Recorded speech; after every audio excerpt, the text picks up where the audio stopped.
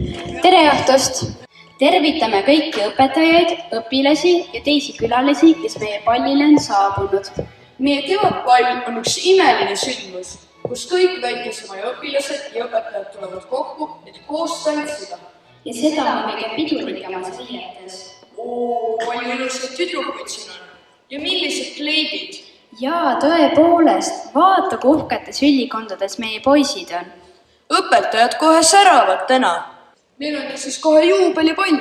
Juubelipall ja veel meie uhiues spordisaalis. Tants on ju ka sport ja kui palju ruumi siin on. Jaa, tore on nii suures saalis tantsu keerutada. Igatahes soovime kõigile palju tantsurõõmu.